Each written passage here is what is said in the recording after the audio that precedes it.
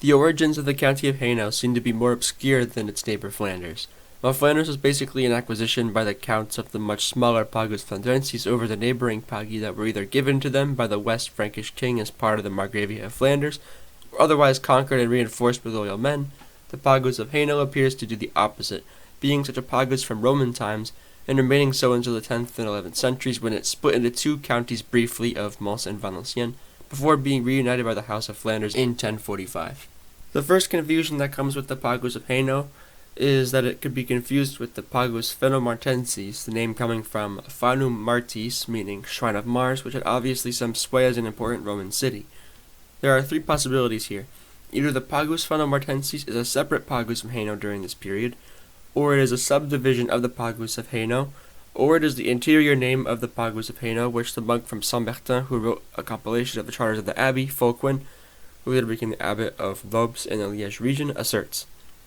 The Pagus of Hainaut existed and came out of the Civitate of the Nervi, a tribe like the Menapi in the Pagi of Flanders, or Morini in the area of Artois. But it's important to not try to make exclusive ties between these tribes and their respective medieval counterparts.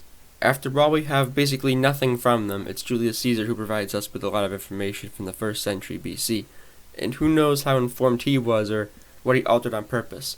This is the sort of problem I have with the idea that only Enlightenment or Renaissance people were trying to tie themselves to antiquity, because even medieval people did that. Lots of cities had stories about Trojan refugees founding their towns, like Reims, being founded by followers of Remus after his brother Romulus had killed him, or in Hainaut, the capital city of the Civitate Nerviorum, being founded by the Trojan Bavo, which the 14th century historian from Hainaut Jacques de Guise perpetuated in his History of Hainaut.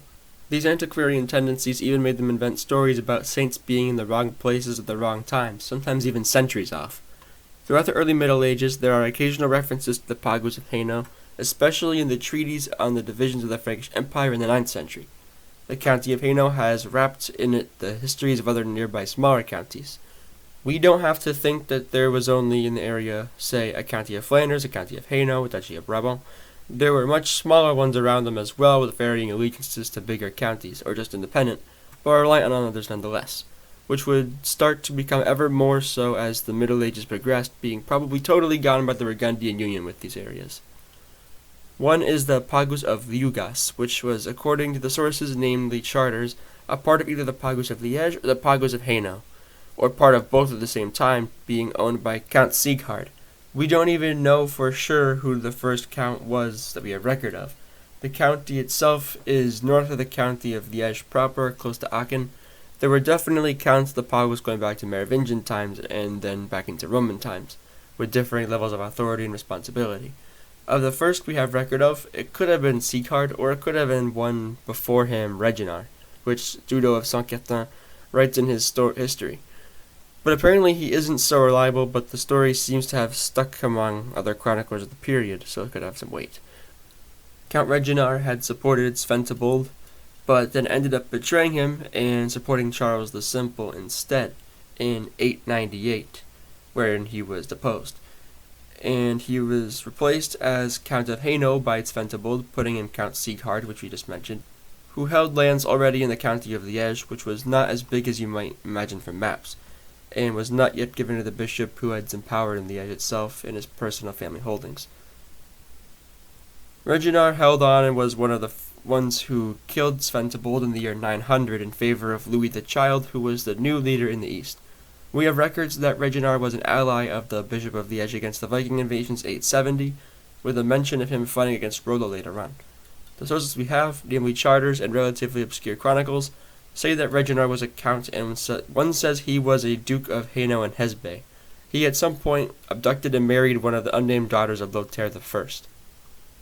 The next count would be Reginald II, but we don't really know much about him, other than that he had some children with the daughter of Richard the Justiciar of Burgundy. In the 921 meeting between Henry the Fowler and Charles the Simple to make a friendship pact, a certain Reginald is named among the representatives of Charles, as well as an Erkinger who was ousted from the county of Boulogne by Baldwin II, but still had that count there in his service, as well as a number of other names. Flodoard also says that Gilbert was captured by a certain Berengar, and is ransomed by giving one of his sons as a hostage, after which Gilbert plundered Berengar's lands. During the rebellion that led to the defeat at Andernach, the son of the contemporary Count Reginald II, Reginald III, was fighting with his uncle Gilbert and survived the ordeal. Otto had put Conrad the Red in charge of Lotharingia, but then he too revolted for reasons I won't get into here. Only in 957 did Duke Bishop St. Bruno the Great quash his rebellion and expel him to Bohemia. His descendants didn't stop trying to take over the county, but it was tough because a new family was instated under Duke Godfrey of Lower Lorraine. He was the first duke of that county, Lower Lorraine, because Duke St. Bruno of Lorraine had divided it and given each half to an obedient noble. He was at one point given the county of Jülich and proceeded to die in Rome from illness during a campaign against the renegade Adalbert. Remember, central Italy and especially around Rome at this time was a lethal expedition. The Duke of Lower Lotharingia was also himself a Count of Hainaut. Reginald II's wife is unknown, but it is speculated that she was from the family of the Counts of Huy, because one of her grandsons was given Louvain, part of the county of Huy, when the then Count became Bishop of Utrecht. The next Count was Reginald III, the son of Reginald II. In 956 he seized Brussels, which had been the dowry of Gerberga, wife of Lothaire of France, before she had been married to him and was married to the Duke of Lotharingia. So Lothaire and Archbishop Bruno of Cologne went and attacked Reginald, taking him and his family hostage until he agreed to let go of his claims over Brussels. For this he was banished to Bohemia, but was allowed to return to Hainaut by Otto II. Reginald II was recorded as having a couple brothers. We have proof of them by some charters that mention Emperor Otto I confirming their grants to monasteries like Nivelles, a bit to the north. A quote here: Otto Imperator Augustus confirmed the donations to the convent of Nivelles by Reginarius Comes of property in pago Ardena superfluvia aesna in comitatu Odrisia in Villa Villaro, and by Predicti Reginari filius nomine Liecardus in pago Aspanensi in Villa Gingolonam, and by Rodolphus Comes Villa Lentlo, by charter dated January 24th, 966, or by mentioning properties like here: Otto Imperator Augustus granted property Cortem Galmina, que quondam Rudolfi erat, in pago Haspengeve, in comitatu, Verenheri qua postmodum fidei nostro comiti imoni condonavimus, to the Marian Capella, Aachen, which shows that there was a much more sophisticated paint splatter, so to speak, of not only counties and their jurisdictions, but also of smaller counties within bigger ones, of various subdivisional names that maybe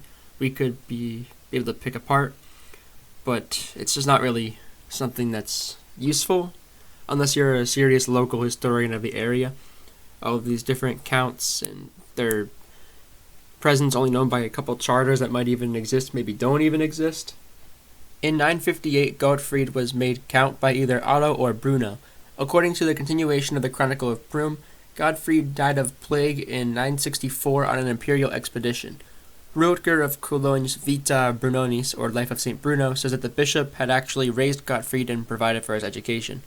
Gottfried married an unnamed woman who was previously married to the Lord of Floren, not far from Namur, and he died, so one of her sons, Arnold, received Florens from that. After Count Gottfried had died in 964 in Italy, it seems that Otto I put a certain Ricard in control, who was also the Count of Liegois. We have record of him making a charter on June 2nd, 965, a grant of land to the Saint-Gislain convent in Mons at the request of the Count, saying, In loco vilare, terram olim Godefridos bone memoriae dux noster. In 973, the sons of Count Reginald III returned from exile and went to fight for the land that they thought was theirs. The Count Richer had just died, and now two men, possibly his brothers and who are qualified as counts at least of Mons, Werner and Renaud, defended their land against the two incoming brothers. Dietmar of Merseburg's chronicle saying, Landbertus Reinheri filius cum fratere Rengerio, killed Virinharium et eius Germanum Reinzonem. So the two returned exiles triumph. Reginald IV had attacked with his retinue and that of his brother the town of Mons, controlled by the Count of Mons and of Liegois, already mentioned, claiming it was his father's. But another Godfrey, called Godfrey the Captive, was put there by Duke Bruno, and Reginald was excluded again. This Godfrey was already in charge of a fort near Enam as part of the march. There is a record of him and Arnulf being responsible for bringing a certain number of knights on the imperial expedition to Italy in 982.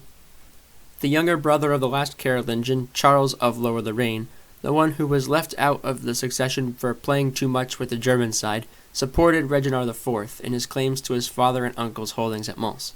The two, Charles and Reginald, fought against Godfrey of Mons and also the Margrave of Valenciennes, Arnulf, put there by one of the Ottonians to defend against the West Frankish king, and Godfrey was captured in 976. By 985, Godfrey had been released and was fighting with Otto II against Lothair, who had invaded, but was unfortunately captured a second time and held on to for a while until the dynastic change in 987 brought Hugh Capet with his bishop ally, Adalberon of France, who was actually Godfrey's brother, who persuaded the king to free his brother Godfrey. Somehow he was captured again a third time in 989 and was held on to for some time until we have record of him at a council in 995. In 998 he lost the county of Mons and it was taken by Reginald IV, finally, about 25 years after Godfrey had been given it despite killing the two incumbent brothers. Reginald IV married Hedvig, a daughter of Hugh Capet, a true exemplar of the swaying influences in the area, some marriages being thrown around, emperors around the area, especially Otto II and Godfrey, working together against one of Hugh's last Carolingian predecessors. Reginald IV's son, Reginald V, was able to hold on to Mons and expand his influence a bit, namely toward Brabant and the land called Hainaut, but he was also in danger of the Counts of Flanders, in this case Baldwin IV, who had pillaged around there, who was also sort of forgetting his western holdings and focusing more on the east. He fought with his uncle Lambert, who died at Florin. He had a son called Hermann, who will be important for the identity of his daughter Richhild. Despite Reginald V's animosity towards Baldwin IV and Duke Godfrey of Lotharingia, they would be fighting together against Emperor Henry III. Strangely, there is a disagreement among the sources about if it was Hermann or Richhild who was the child of Reginald V, or is commonly accepted to be Hermann. As for Richhild's ancestry, it is ambiguous with varying details, one calling her the sister of Pope Leo IX, but this is definitely false. She is seemingly accepted to be the daughter of Rainier of Hainaut, who was put in Valenciennes after Baldwin V of Flanders had revolted against the emperor, who still had the power to do some things in the region as long as they were possible, like he couldn't stop the marriage in 1054 between Richhild and Baldwin VI, probably canonically. This Richhild had a son and a daughter with her first husband Hermann of Valenciennes, but they were both delegitimized by her second husband Baldwin in favor of their own new children. One was Roger, who was to become the Bishop of Chalon-sur-Marne, the other a daughter whose name is unknown and became a nun. Since Hermann died and she remarried, well, actually she was forced to buy Baldwin V of Flanders under threat of invasion or worse. Baldwin from 1067 ruled Jure Uxoris in Mons and Valenciennes until his death on July 17, 1070. Then the Battle of Cassel changed things up further. I already made a video about the Battle of Cassel, so you can find out there how Richard was fighting with their sons Arnulf and Baldwin against Robert, her brother-in-law, who was able to establish himself in Flanders since one of Arnulf's own men killed him, leaving Richhild and Baldwin to stay in Hainaut and futilely try to regain ground. Now that we've talked about Mons, the other part of Hainaut to know about is Valenciennes. Today, Mons is in Belgian Hainaut and Valenciennes is in France, because medieval Hainaut was further south than we think of today, with modern Hainaut even crossing into medieval Brabant in its north and in Brabant south. Here we go back to Leon van der Kinderen, who took the existence of a count in the area of Hainaut named Amalric and assumed he was a count of Valenciennes, speculating further that Otto I had set up a march of Valenciennes in either the 940s or 950s and put him there. It's also possible that Amalric became Count of Valenciennes when Godfrey died, where the County of Hainaut was hypothetically then split, or since the County of Mons already existed in some capacity, that Reginald IV had something to work for. It would make sense to counter that with another local county. Whatever the origins of Valenciennes, it was given in 1013 by Emperor Henry II to Baldwin IV. That emperor had also given a lot of lands away to, namely, the Bishop of Cambrai and the Bishop of Liège, who would now have their own lands instead of just having temporal prerogatives in their own cities, with the counties being ruled by actual counts. Now they'd be the counts. Valenciennes in this area called Hainaut would be in the hands of Flanders until about 1046, when there was a conflict between the Count of Flanders with Godfrey of Lorraine against Mons and the Emperor.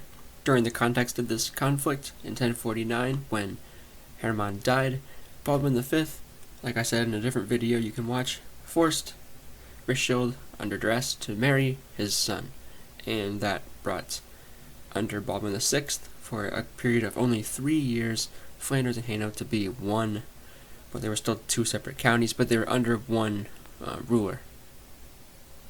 And that brings us to the end of this story. I hope you watched this far, and check out the other videos for the next continuations of the story. Goodbye for now.